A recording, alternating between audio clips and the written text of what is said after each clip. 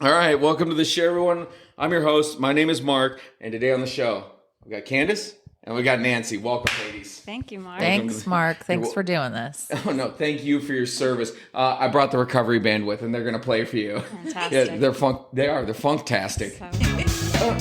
Woo! Get it. Yeah, digging it. Oh my! And we have enough room for the studio audience. Oh my goodness. Thank you. Yeah, Please don't stand up. All right, so ladies, it's an honor to sit down with both of you today and to sit here and talk recovery. So let's start here. Candace, how long have you been in recovery?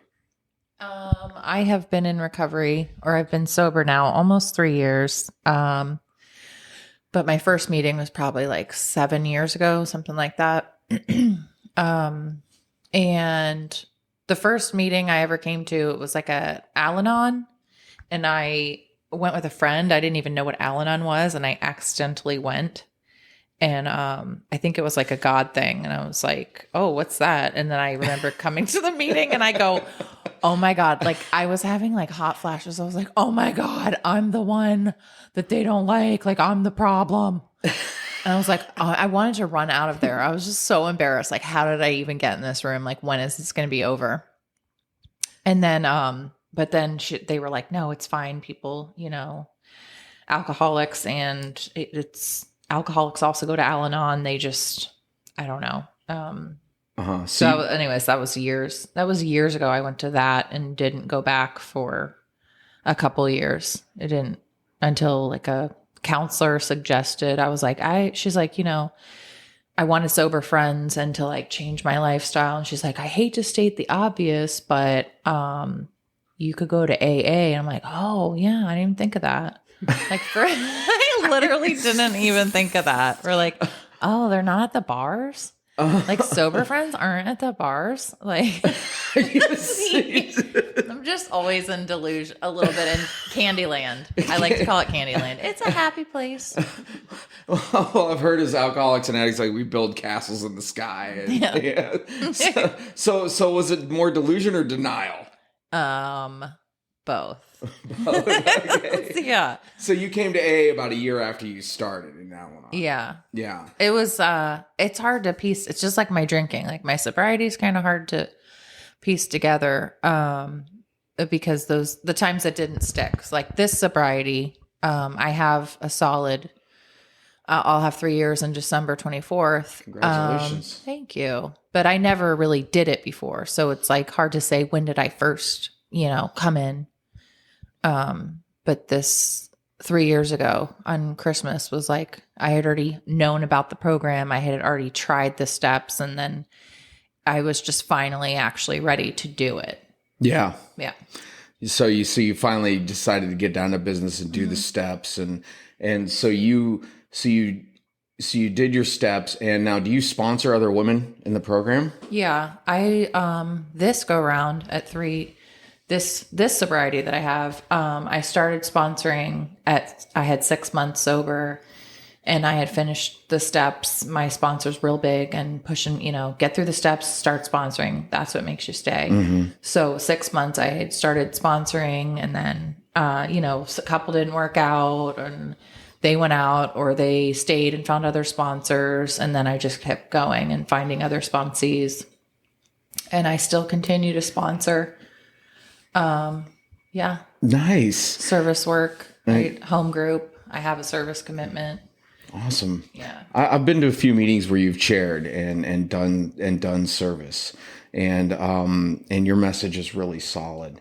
And when you now you were talking about sponsorship, right? When those first couple sponsees ended up going back out, like how did that set with you? Was that defeating to you, or was it? Or, did you feel like, why am I doing this? Like, what was the thought in your head? It's so frustrating the first few times because you're like, am I doing this wrong? Like, am I messing up?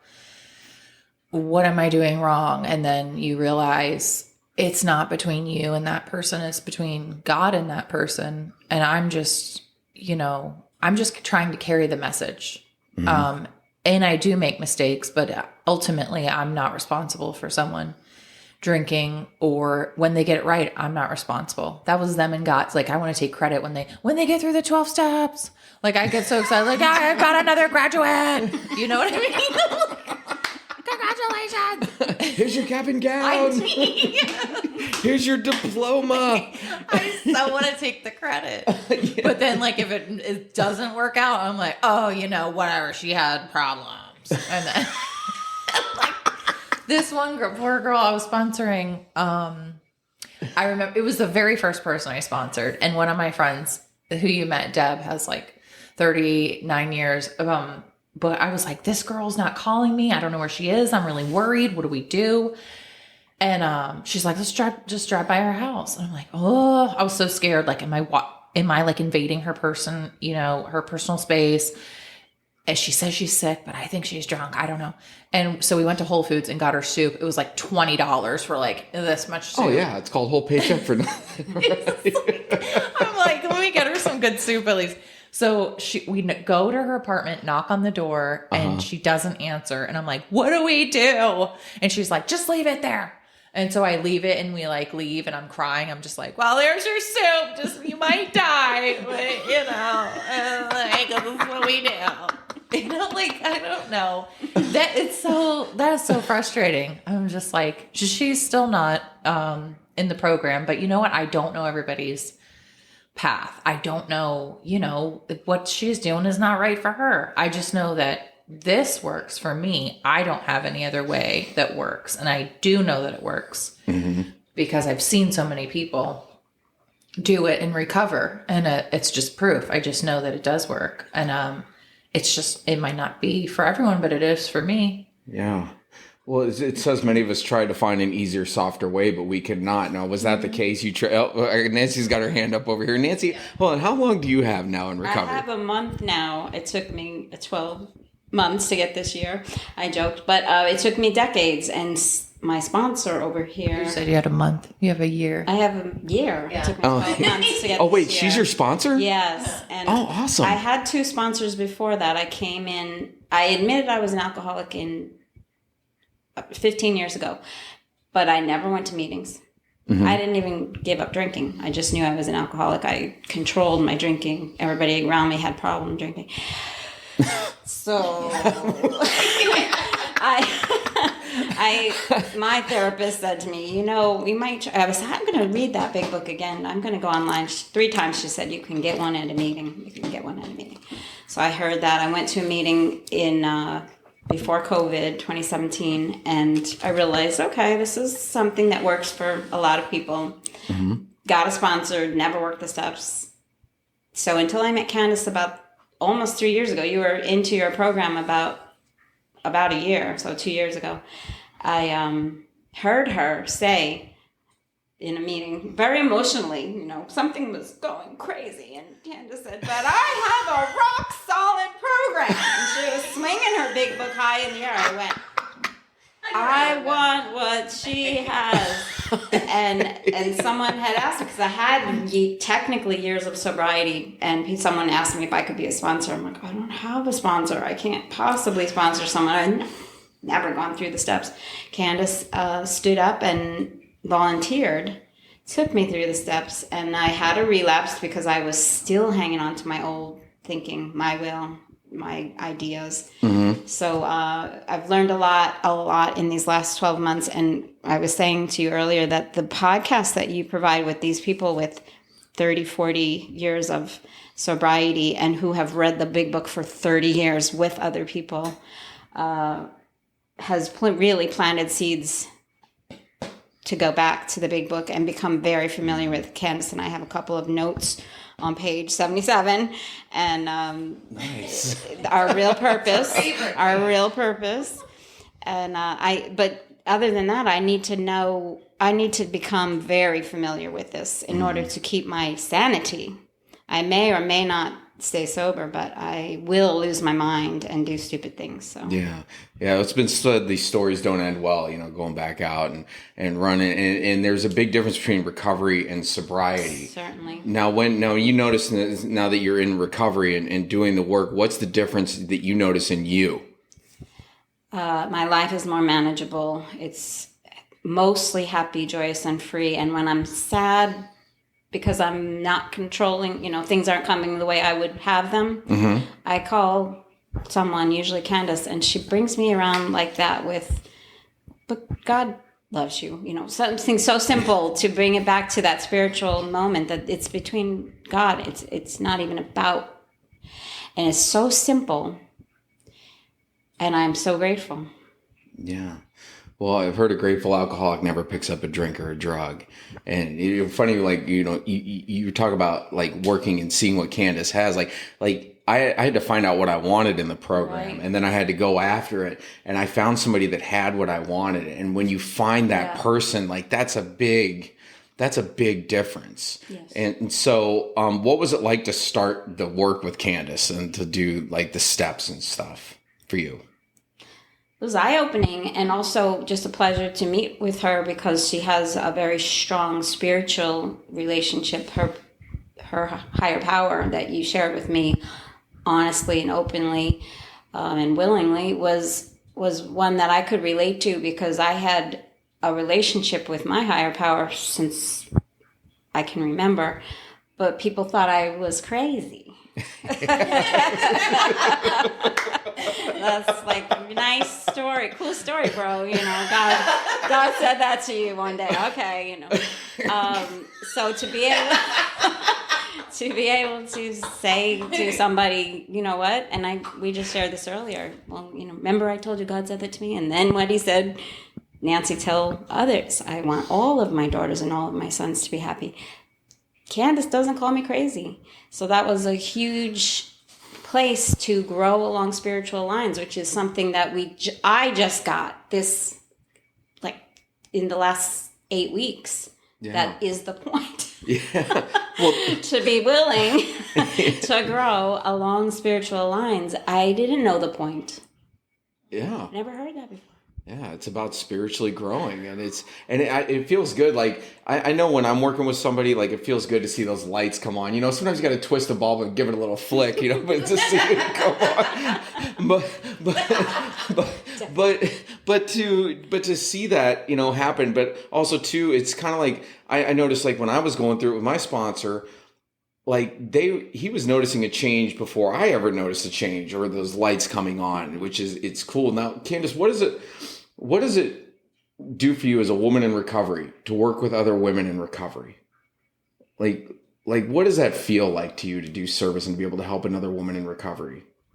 Sometimes it's challenging.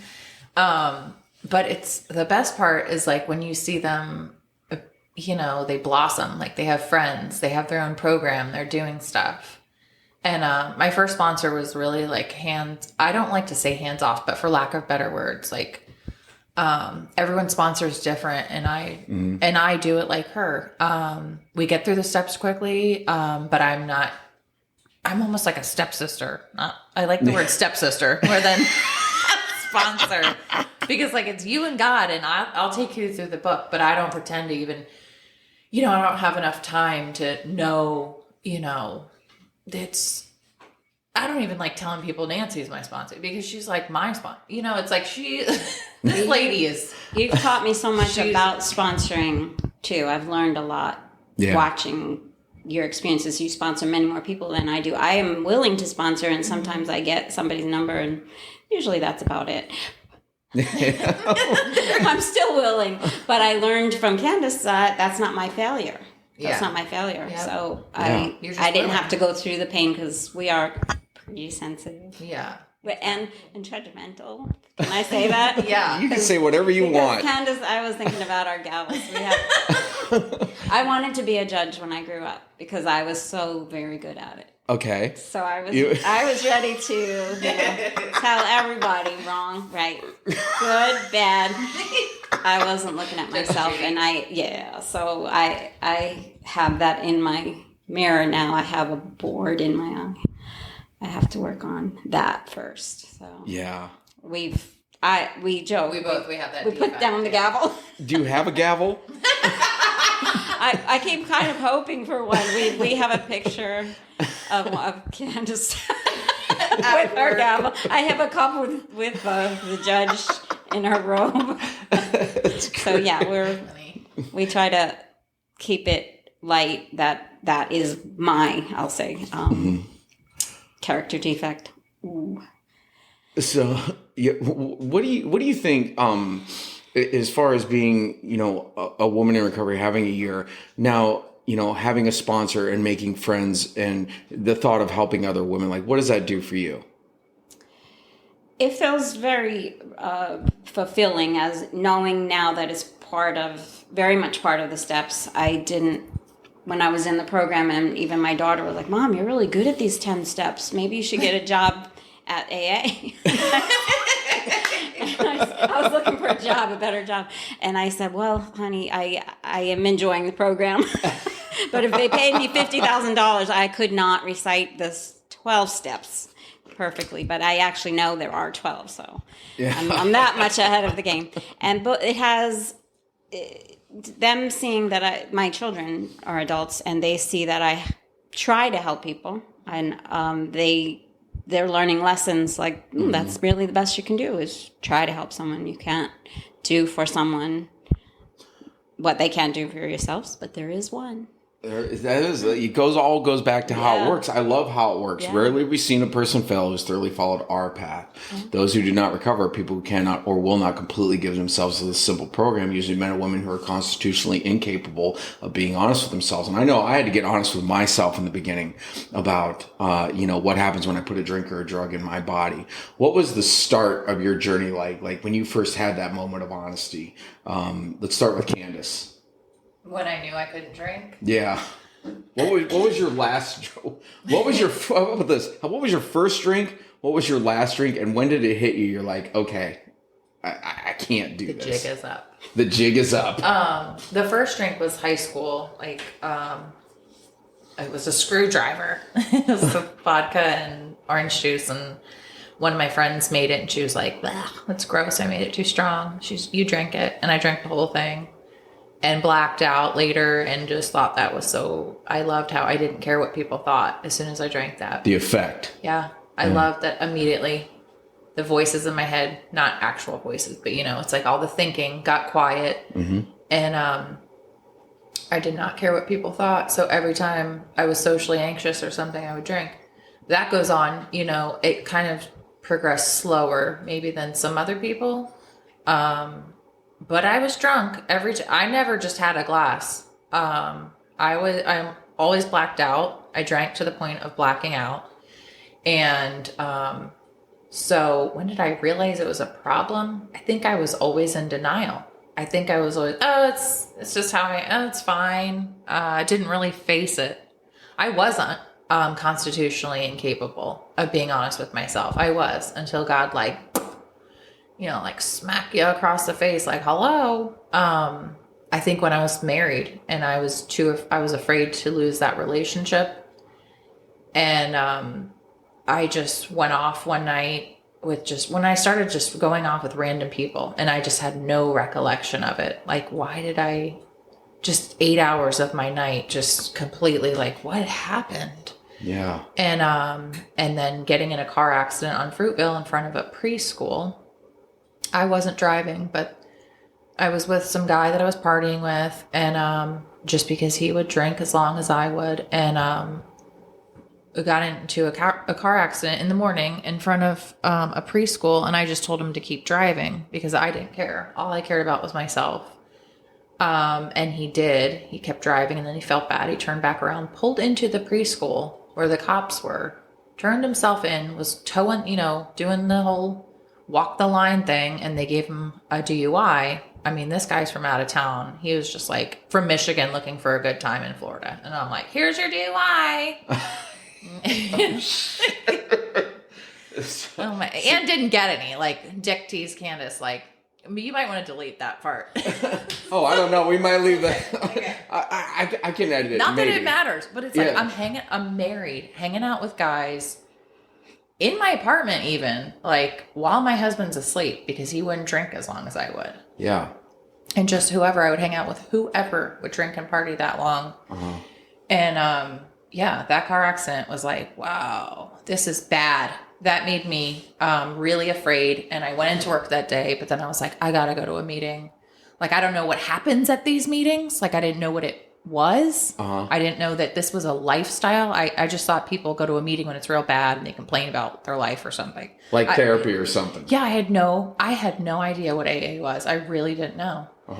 And then when you get there, you're like, oh my God, that's when you're like, oh my God, I identify. Whoa, all these people, what they're talking about, this is me. And that's just, you can't even, at that point, unconstitutionally, you're incapable of, at that point, it's so in your face, you can't even ignore it. It's so real when you go to a meeting. And it's not like that in the real world. Like, you don't go to the bar and you just pretend like everything's fine. But like at the meetings, it's real and you're vulnerable. And I was finally ready to be, I was so afraid that I was going to die or kill somebody. So the accident was an eye opener for you. Yeah. I'm like, oh my God, these are, it was in the daytime. There was people taking their kids to preschool.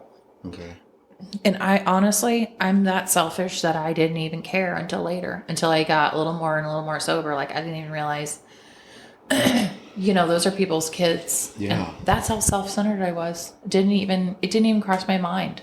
And I used to be a teacher, and that's just the delusion of, selfishness, self-centered, all in the name of fun. I don't care about anything else, nobody else, nothing else matters. Yeah, that's something I think myself, and I'm sure a lot of other people can identify with.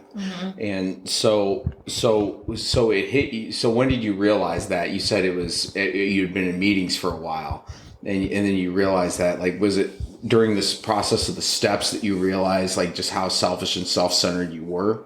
Yeah, so like that accident happened. I wasn't in AA yet. I joined AA out of fear. I realized those things when I did my fourth step. My sponsor gave me the worksheet, or I think I printed it out on my own. And she started taking me through those steps, through the fourth step, how to do it. And then I went home to do more of it. And I remember most vividly of like, this is when I'm like, oh my God, this is me. This is my fault that I do this stuff. Writing out the fourth step. So when I wrote my part, I thought, oh my God, I could see, now I know why you have to write it. I could see common things on every person. Like, why do I not like this person? That, why am I mad about this? And the same common things came up, and it was like my defects, but I was like, oh my God, that's me. Yeah. That's what I'm mad about. Yeah. Yeah. So were you scared to do your fourth step?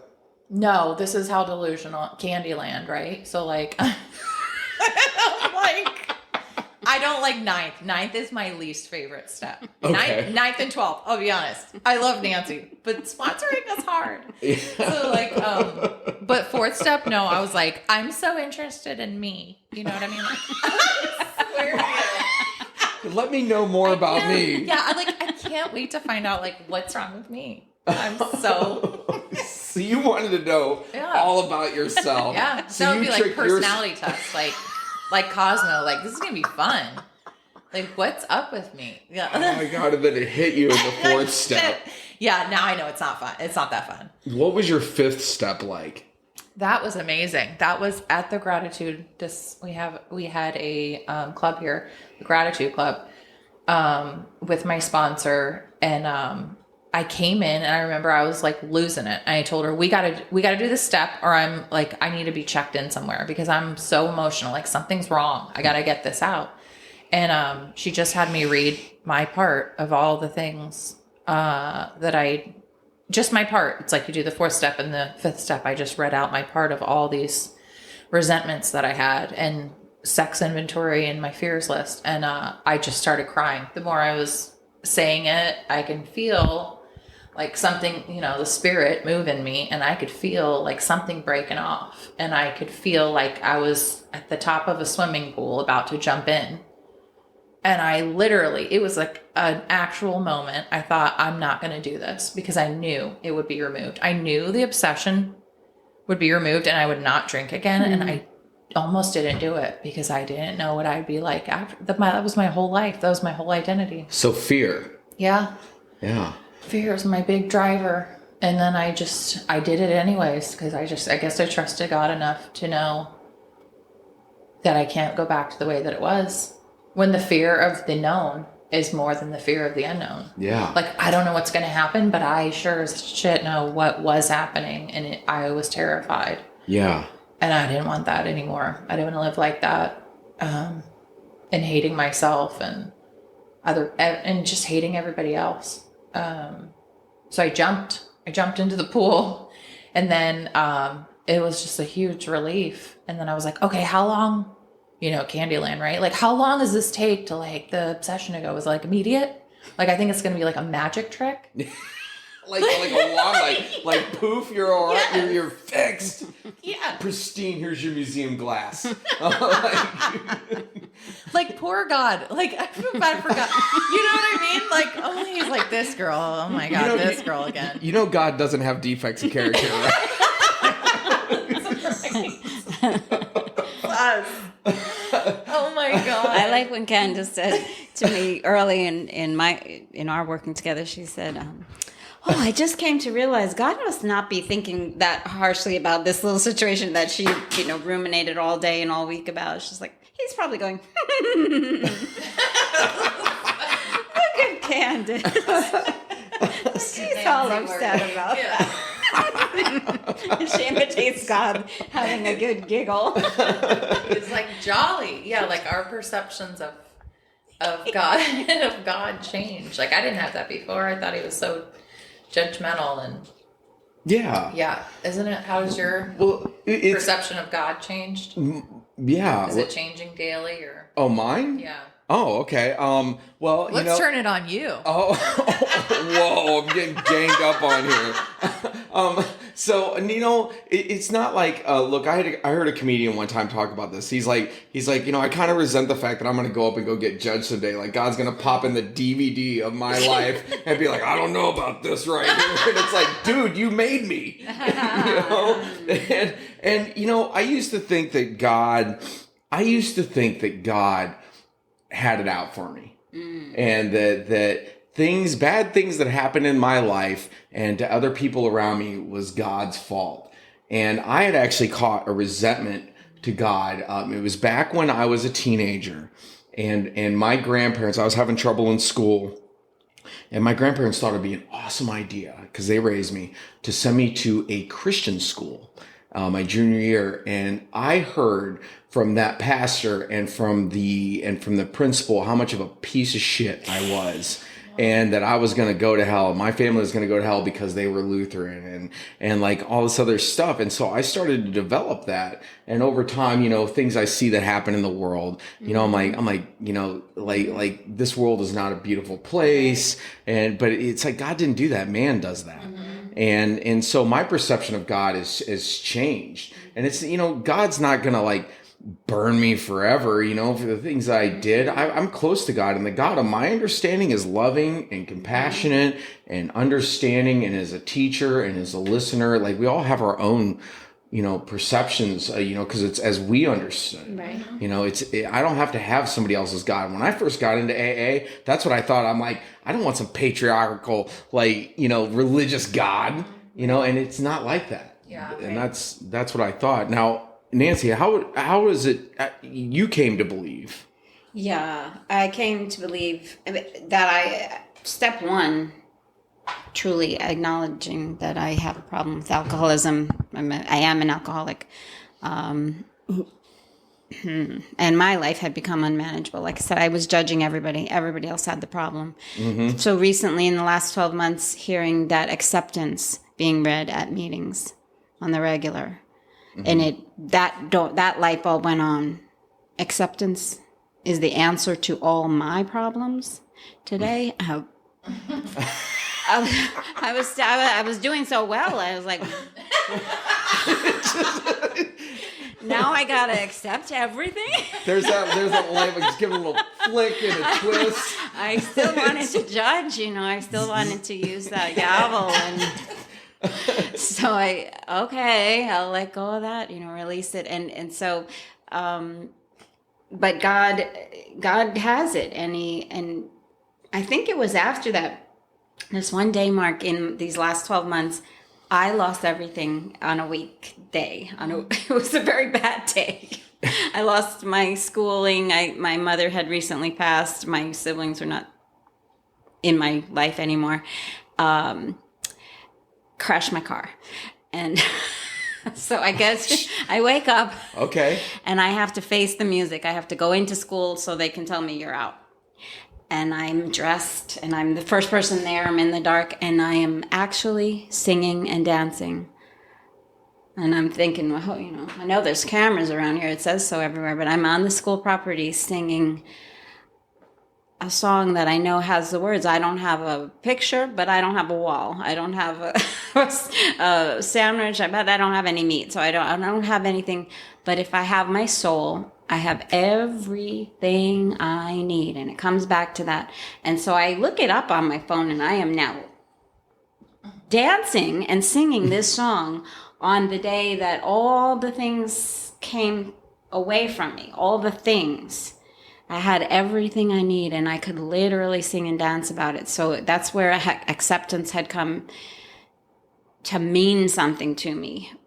Because all the times that God talked to me and I was like, thanks God, I was, so, but I want this, and I couldn't be the faithful dog. And even currently, I'm holding this book to you because it's a picture of my cute dog on the notebook that I was working with when I met Candace. I taped it on there sort of randomly. And at that moment, Candace said, I just want to be God's dog. And we talked about that today, too. That was my grand sponsor said because that. Your sponsor had said that, and we missed some of those old timers at the meetings. They're just dying out. But to hear that simplicity, I really need simplicity. I am a slow learner, late bloomer, and as good as God has been to me, and there but for the grace of God have I not had those things yet, all those terrible things that will certainly have happened to me if I kept up my terrible drinking. I was terrible. Yeah. So if I understand you, like everything was completely just, even in recovery, was falling apart. You used acceptance for step one. Like acceptance got you to step one, and acceptance got you to come to believe. And so instead of picking up, you picked up God. Yes. That's beautiful. Yes. That's beautiful. Like if I was understanding that whole, like that's. It was. And then I hear those, somebody keeps saying in a meeting, daily reprieve based on our spiritual condition, and I, what is my spiritual condition today? Unless I am fit, that's our, page 77, our real purpose is to fit ourselves. And we talk about fit, that's fitness. It's our favorite. I love the little arm. I have to do the power. It's to fit ourselves to be of maximum benefit to God and others around us. So I can't even take care of others or God, be God's dog unless I am taking care of myself. So that self-care comes in, and I forgive myself a little easier these days because as a judge, I was hardest on myself. I was sentencing myself to a lifetime of misery. No friends. Nobody could drink with me. They all had drinking problems, but it was misery. It was misery. Yeah. All right. Let's go to accept. I find that in there. Our real purpose. It's on 77. About 2 sentences down, our real purpose is to fit ourselves to be of maximum service to God and the people about that. That's beautiful. Into action. That's like boom, whole book. There it is. There it is. Like, wow. I know. She taught me. It's like your sponsors really are the teachers. You taught me that. You just taught me that. You really are. I completely forgot. It's going around in the circle. That's I knew that, Nancy. That's right. Well, thank goodness we were going to literature meetings at the Gratitude Club. They had that, and I remember hearing that one. And that's where you guys met, was the G Club. Yeah. And going to beginners meetings, going to women's meetings, those different things have helped me. Mm-hmm. But it's got to come back to, that's why I'm listening to your podcast now that we don't have that variety that I was kind of able to get to at the Gratitude Club. Get always people talking about the big book, and on 77 we have this, and on, they know all, you can recite it word for word. And I think that's very powerful because it is how it works. And I liked your guest say, I can quote all your guests. Paul's saying, she's your number one the fan. The first chapter isn't how it works. That wouldn't work. That wouldn't be good. You know?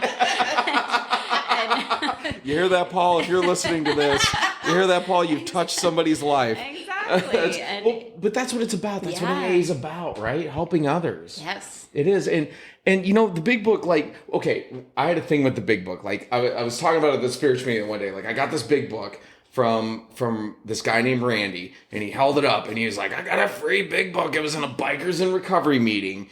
And he's like, and it's got pictures. And I'm like, that's how he baited me. I was like, I'd never opened the big book. I was like, oh, I'll take that. I'm like, oh, maybe there's some old-timey AA pictures in there. There's not a freaking picture in here. Yeah. But the bigger picture is that all the answers are in this book. Yes, they are. Yes, they are. And somebody told me that, and I was like, get out of here with that. And it sat on my shelf for a few months, and I was looking at it, I was like, I got recovery in my life, and it's like, no. Yeah. And then when I started working with my sponsor, I started cracking it. What he did, and he got me into the big book big time, is because whenever I had a question, he'd show me the answer in that big book. So it backed up what that other person was saying, but also too, I saw that he was unshakable. Mm-hmm. And it's because he had unshakable faith and he had strong recovery. And I was like, okay, there's something to this. And all the answers are in here. Yes. Like the fact that you hold on to that one line in 77. Yeah. And that's huge. I'm simple. So 7 is a lucky number. Mm-hmm. It's 7 twice. I mean, honestly, I don't think I could have remembered that. God has to really bring it down to kindergarten for me to get this. But he does. And I remember being astounded, like, I can remember that. And I want, because like I said, even today, $50,000, I think, the 12 step says, having had a spiritual awakening as the result of the steps, I bring this message to another alcoholic and practice these principles in all our affairs. Or, okay, I'm already off base. It's about praying for 11, right? Praying for knowledge of God's will for me and power to carry that out. That helped narrow down a spiritual relationship with God. What do you want from me? Well, let's see. What is it today? I'd only have to do today. I can't do it yesterday. I can't do tomorrow. I must do today. Leave it to God to show me. And I can't do it perfectly. That says there, we don't have perfection. We have, we claim progress. So these little bits progress. Start connecting the dots into a picture. I'm that simple. I need connect the dots and color by numbers. I remember once I was in a meeting with my sponsors, some other people, and I was up chairing, and somebody looked at me. He's like, how do you like that juice that your sponsor's been giving you to drink? And I'm like, it's pretty good, I was like, I caught a fire, you've been drinking the AA juice. And I found that it was the drink I was looking for all along. Yeah. Like, how does it feel? You're sitting here with your sponsee hearing this. How does that make you feel, Candace? Honestly, it's just humbling because I didn't do any of it. That's beautiful. I really didn't. Yeah. And it's like, it's almost like, we did it. We do it together. So we program. She teaches me, and it's all, it's God and her, and me and God, but it's gratitude. I'm just grateful that I know someone so kind and that's, been able to help me, and I've been able to help her. That's just for sure. That's beautiful. A blessing. Yeah. So you talked about practicing these principles in all your affairs. Like, okay, now for years I practiced a different set of principles in all my affairs. And, I had to learn what really practicing these principles in all my affairs is. And I've got a lot of work to do. I'm going to have a lifetime of work to do because I practice a lifetime of opposite principles. Mm-hmm. Now, what are some of the principles that you find yourself working on? As versus like the old principles, like what principles are you trying to get rid of in your life? Like this old set of the way of life. Like you find yourself, Candace, at 3 years. Like what do you find yourself working on the most? Right now is so frustrating. It's loving difficult people. And patience and tolerance. Patience, love, and tolerance. That's our main thing. It's the hardest part. So, do you ever pray for patience? No. These people have taught me, like, don't do that. You'll get every line, and in the grocery store, and then you'll be in traffic forever. Like, nope. But also, don't pray. Just kidding. Here's the don't pray for. Don't pray for to not care what people think. Don't pray for. No, do pray for these things. But it's been people pleasing it's being removed, and trying to love difficult people, because I know that I'm difficult, and I surely know I was way more difficult in the beginning, but it's harder to love some people than others, and sometimes love looks different for every person. So I just need that constant contact with God to show me, what do I do with this one? Like, I don't need everyone to be I don't need to be their best friend. I don't need to be their savior. But some people, they do.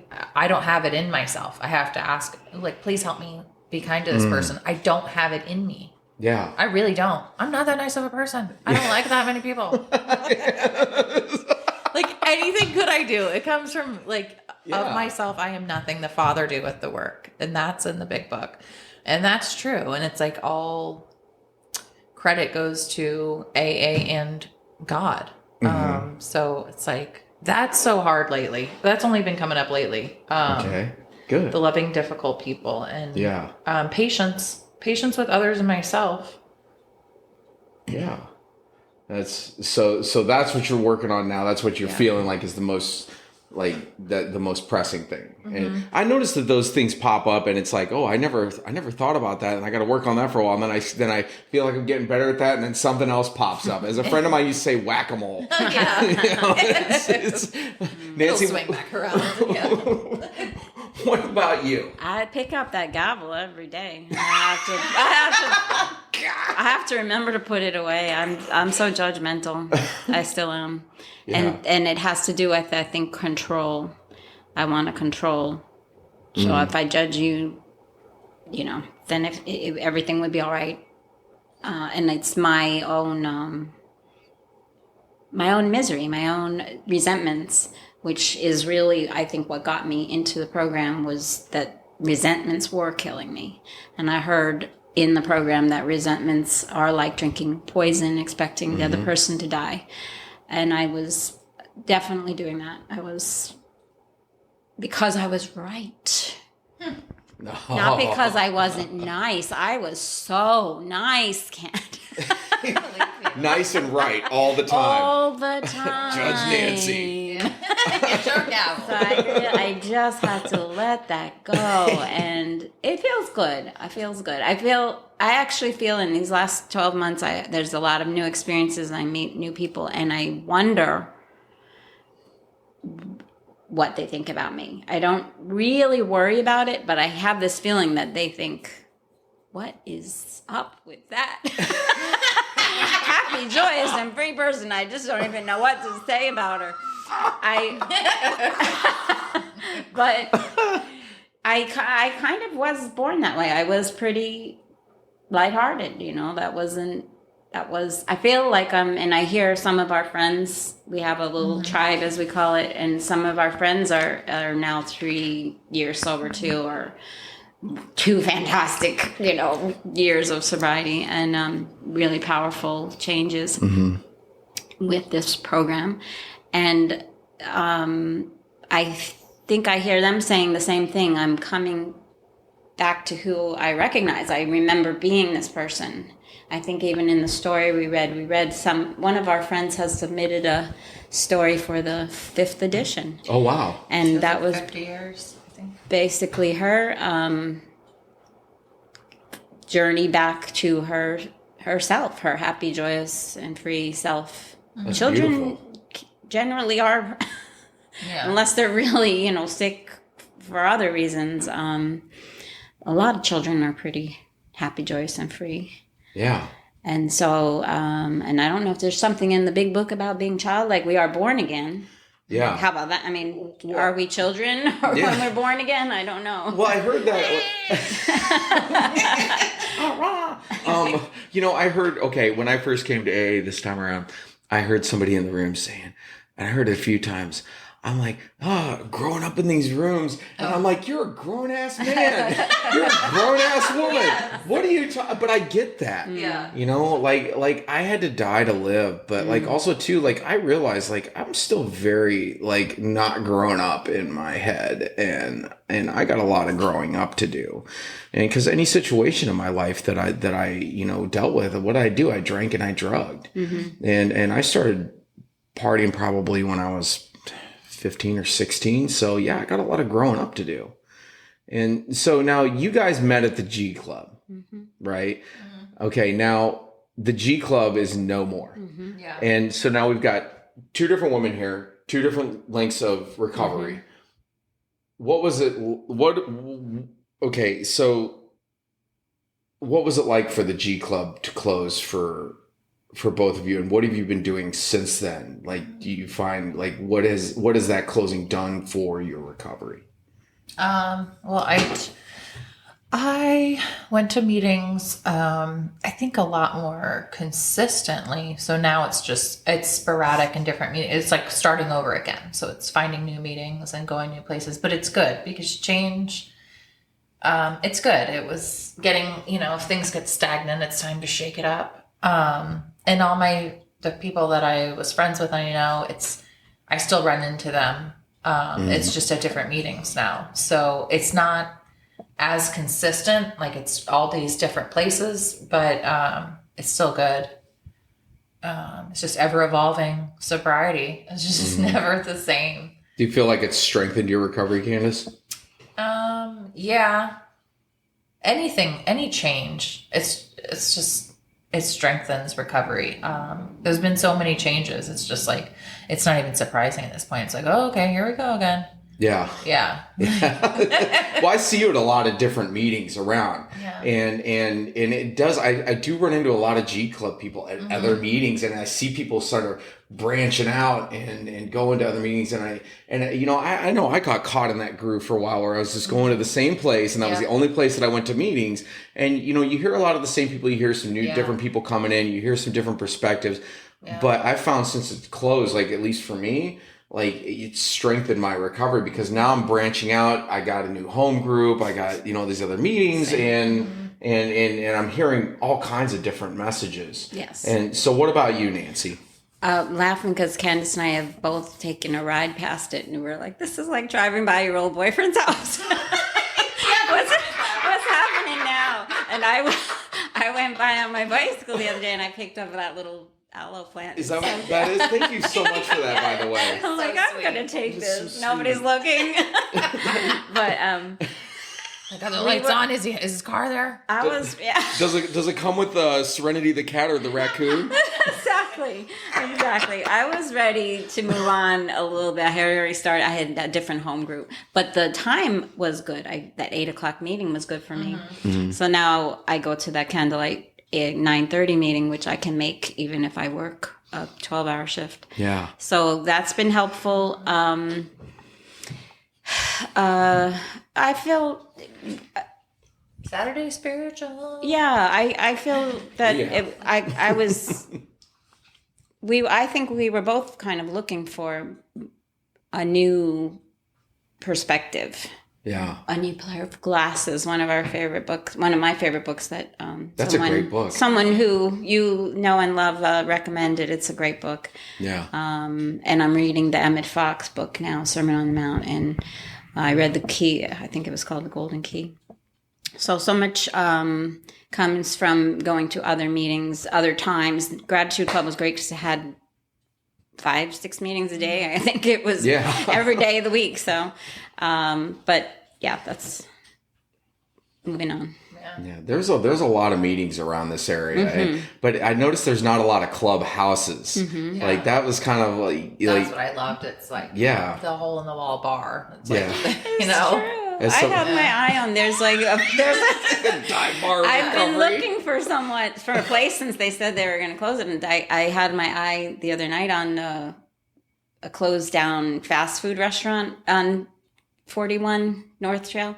And I'm like, wait, that would be so cool. We could have drive-through, like... Drive-through recovery. Tell them your problem, write it down, and they're like, yeah, it's a second step issue. I'm sorry, was that a third step issue? No, a second step issue. Would you like fries with that? Exactly. But having a parking lot, having a meeting and all, So I don't know what just keeping my eyes open and looking for something to carry on. When I came back after COVID left me without meetings. I didn't go, and that was not a good situation for me, and a terrible situation for a lot of people, I bet. So after COVID, I was like, I got to get to a meeting. I was about to go insane or murder somebody. And I was like, I know where I'm going. And I went straight to the Gratitude Club. It wasn't my home group. It wasn't the most, I just knew that I wanted that because it had spoke to me before COVID. And to be honest, I was hoping that somebody would be there because that person had it, and he was, and I was like, wow, thank you, to come years of not going to meetings and to go there hoping to get it, and it's there, a miracle. I believe in those kinds of things are no less than miracles. So it would be nice to have a clubhouse, I think. Again. It was fun. It was a good vibe. It was a great vibe, and the recovery in there was good, and it was dingy a little bit, and it was like, and I'm like, it reminded me of my old clubhouse that I'd go to over on the other coast. I'm like, and I remember I came back over to this coast, and I was like, okay, I need to find like a clubhouse, and I saw it on the Meeting Guide app, which is a great app for finding meetings, and I was like, the Gratitude Club, what's that? And I walked in, and I was like, holy shit! I'm like, this is my place. Like, this is the jam. Oh my god, I judged it so harshly. I wanted to rearrange the furniture immediately. His old floors. Get rid of this and that and take care of it. Walls. Like, I was all over it. And someone said to me, leave it alone. Stop judging. All right, so here's my G Club story, right? So Serenity the cat. I was like, oh, I love this cat, right? I'm petting it. And then one night I went outside, and I had a cup of coffee, and I was outside, and it was in between meetings, and I felt this thing brush up against my leg, and I was like, oh, Serenity. And I reached down to pet it. No, it was that damn raccoon. Oh my God.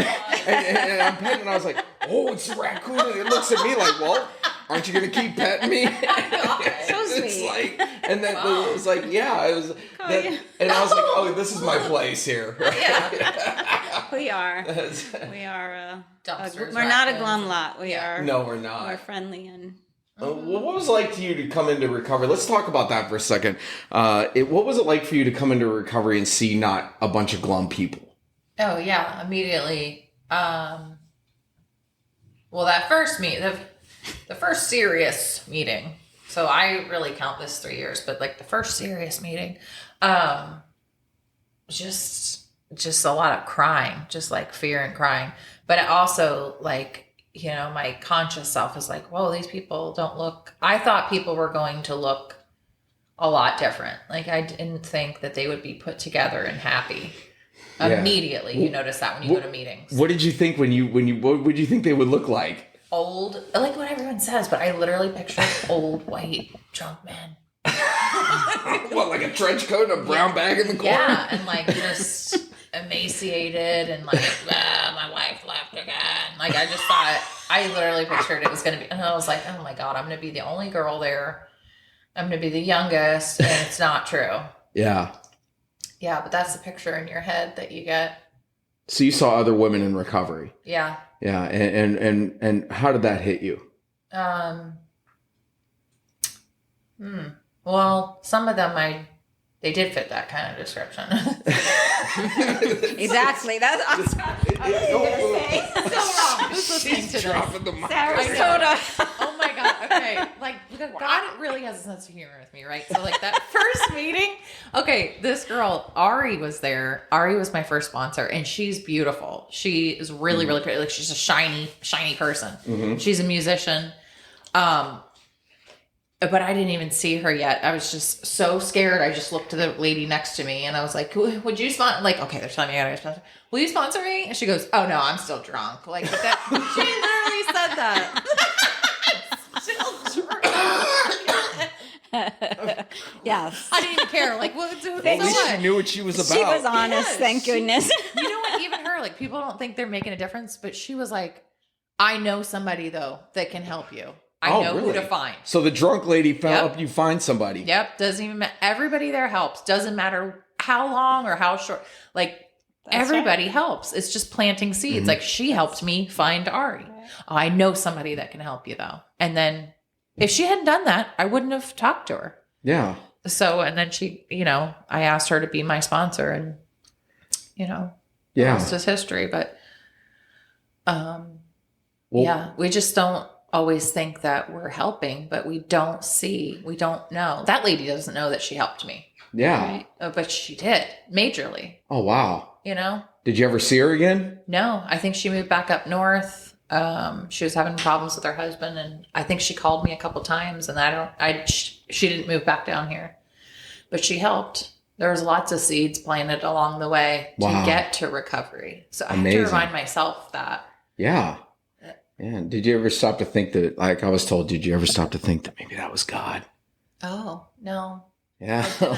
I'm like, there is no coincidence. Yeah, right? Absolutely. Like God. Yeah. It's like God in her. Yeah. Yeah, you're right. Yeah. Well, it's because I think about my friend, Joe V, who got me, who after treatment, when I had a case of the I got this, and he's like, well, what meetings have you been going to? And I'm like, none. And he's like, well, maybe you haven't been going to the right kind of meetings. And I like Joe. And he's like, come meet me down here. We're going to go to this meeting. And I was hooked immediately. And it's kind of like, I'm like, I don't think that's a coincidence that I called that guy that day. And I don't think it's a coincidence that he was in my life for some reason. Because it wasn't that much long after he went back up north to New England. Oh, and it's just the right timing. I'm like, that couldn't have been any better written. I believe. Yeah. That's what we read in the story. Is it God? Is it odd or is it God? And we know the answer. It's God. Yeah. What about you, Nancy? I was thinking about, I wish I could remember what I was thinking about. But I can identify. I had something great. But I actually am thinking about that story we read where she made all these beautiful leather garments. This woman whose life had become totally unmanageable. But she could make these beautiful leather garments, anything at all out of leather or suede. And I had known that we were going to read her story at this literature meeting I go to. And I actually had to get something to get a little cash for the basket. Because I had already shopped and I forgot to get the cash. So I went up and I'm like, oh, maybe I'll get something for her. We're celebrating her. And they had these little mints and they were cute. And it was a leather cowboy boot shaped mint box. Cute.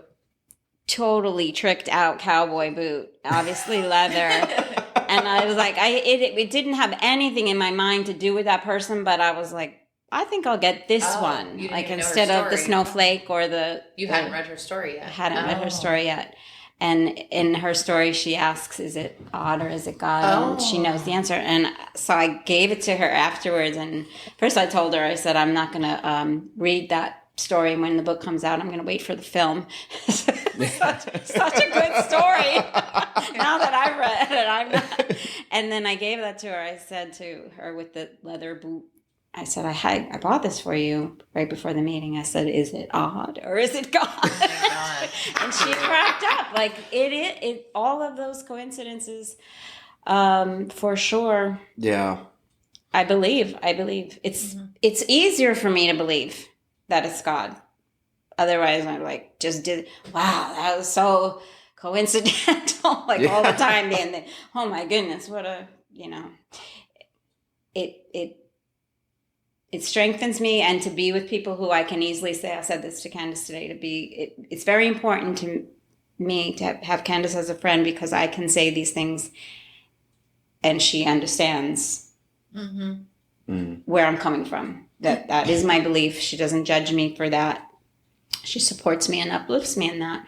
So we have other friends and wonderful people in our tribe, and but that's what it means to me.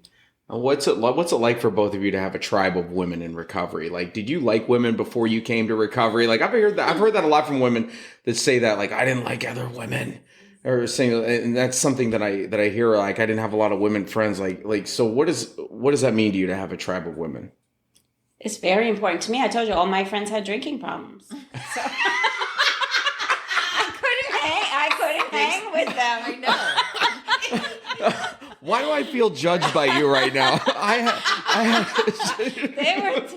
But here I will tell you, my friend that has known me for 50 years, I reminded her that I gave up drinking, and I said, "You remember I gave up drinking?" She said, "Oh, I'm so glad you did." She said, "You were never good at it, even when we were children." Yeah. So never good at it. That's and so funny. that's, you knew? No. So I thought I was hiding it so well. Exactly. So having I was terrible at it. Having a group of women that is in sobriety is a treasure, because I am able now to connect to women more easily.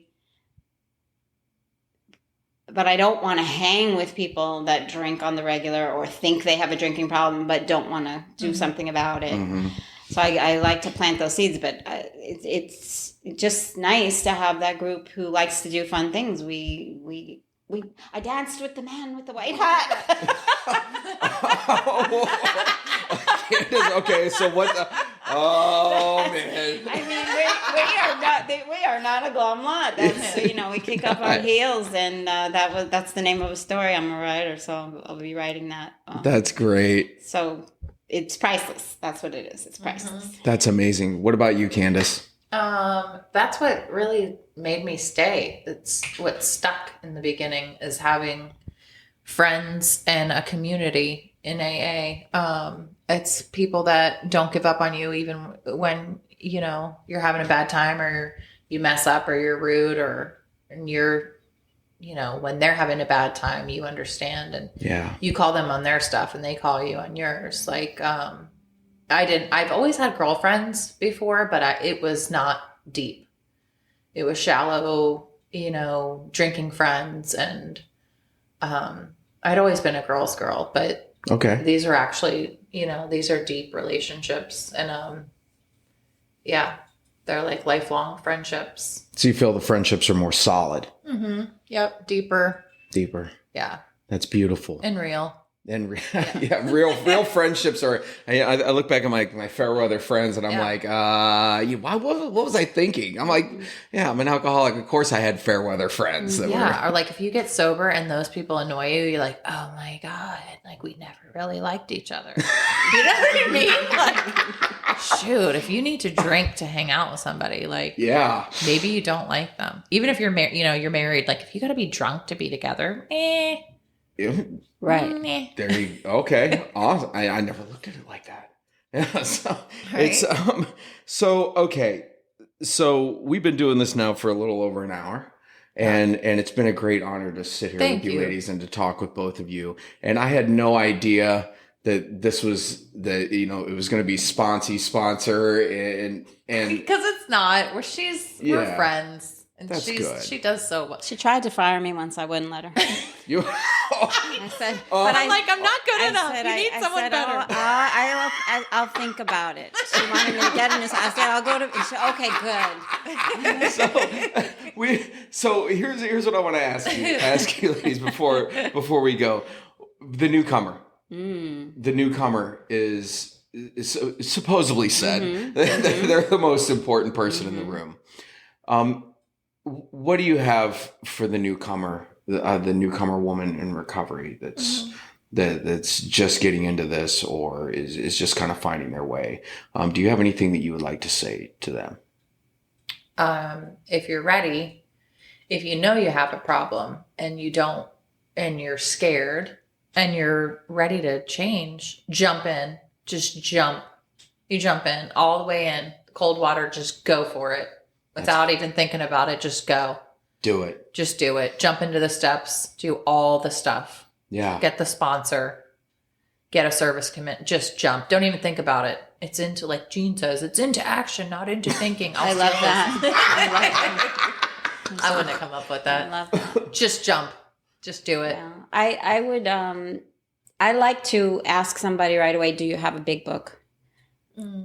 As soon as they're, thinking, That's raising beautiful. their hand, I ask them, do you have a big book? If they don't, I'm trying to get them one. Sometimes I was collecting them and had it on me. I gave my last one away, because that's where it's at. And I feel like that they could easily go to a meeting and think, oh, this isn't for me. And I try to show them what I've learned from my experience, strength and hope. It's here. It's here. The solution is in here. Keep coming back. So Yeah. Keep Coming Back's huge. I love Keep Coming Back. I noticed there's a couple different versions of Keep Coming Back. One's like, keep coming back. Miracle Lab. And the other one's like the South Bless Your Heart. Keep coming back. right. Absolutely. Keep coming back. Yeah. Well, ladies, thank Thank you. you. Thank you so much for your time today. And it's been an honor to sit down with both of you. Truly And an honor. for Thank you you, to Mark. share some of your experience, strength, and hope, and for your service. Thank you. It's been great. Thank So, the recovery band. Oh, They're going yeah. to take us out. Oh, Nancy's ready to Nancy's get ready to down. dance. All Where's right. that man with the white hat? Okay, I got to know more about this story. We'll talk about that after the I'm meeting. prepared for the 5th edition. All right, kick it, boys. Yeah. Woo. Where's the man with the white hat? All right, thank you so Mark. much. Delightful. Thank you. Thank you. All right, goodbye, everyone, and be well. Thanks.